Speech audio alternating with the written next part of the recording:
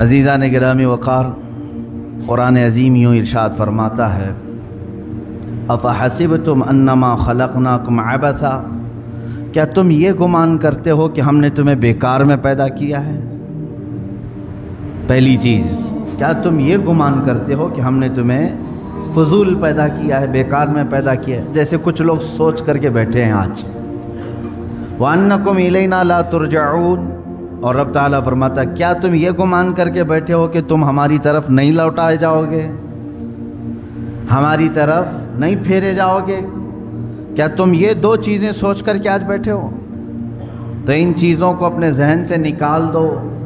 اللہ رب العزت نے دنیا میں کوئی بھی چیز فضول پیدا نہیں فرمائی۔ تمہاری بات تو الگ ہے، اس نے ایک چھوٹے سے کیڑے مکوڑے کو بھی پیدا کیا ہے تو اس کا اپنا ایک کام ہے، اس میں حکمتیں ہیں اللہ کی۔ انسان، تم تو اشرف المخلوقات ہو، اور آپ کو بیکار میں پیدا کرنا ہو ہی نہیں سکتا۔ اتنا بڑا دنیا کا عجوبہ ہے انسان کہ جسے سمجھتے سمجھتے آج دنیا ہزاروں سال کا سفر کر چکی، لیکن اسے سمجھ نہیں سکی۔ مجھے یہ بتائیں، ترقیات کے اس زمانے میں جہاں ہر چیز بنائی جا چکی ہے لیکن دوسرا انسان پیدا کیا نہیں گیا، آج تک دنیا میں روبوٹ تو بنے ہوں گے لیکن تمہارے دلوں کے اندر جو فیلنگز ہے وہ کون ڈالے گا اس کے اندر؟ ایک دوسرے سے محبت کرنا یا نفرت کرنے کے جو جذبے ہیں یہ کون اس مشین کے اندر ڈال سکے گا؟ انسان کو تو اللہ تعالیٰ نے بیکار میں نہیں بنایا، یہ ایک ایسا عجوبہ ہے کہ دنیا کی ساری مخلوقات جتنی بھی اللہ رب العزت کی ہیں ان میں افضل اسے بنایا ہے۔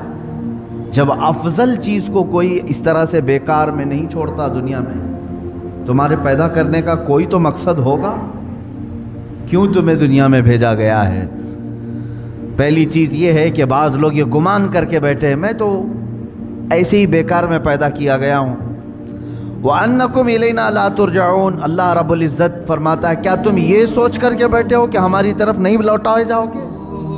جو من میں آ رہا ہے وہ کرتے جا رہے ہو، کیا تمہارے ذہن میں یہ بات نہیں کہ مجھے ایک دن لوٹ کر کے اس بارگاہ میں جانا ہے جس نے مجھے پیدا کیا ہے؟ یہ دو چیزیں اگر کسی ذہن میں آ جائیں، میں سمجھتا ہوں کہ اس نے اپنی زندگی کی پوری نصیحت حاصل کر لی۔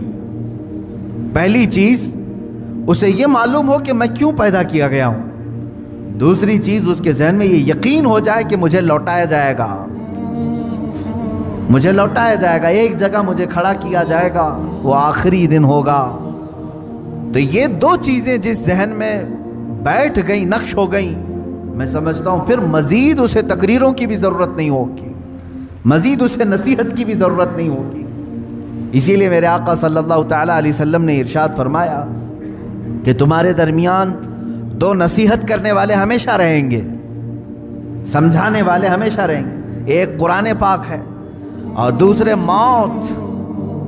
موت تمہیں سمجھاتی رہے گی کہ ہر ایک کو لوٹنا ہے اللہ کی بارگاہ میں،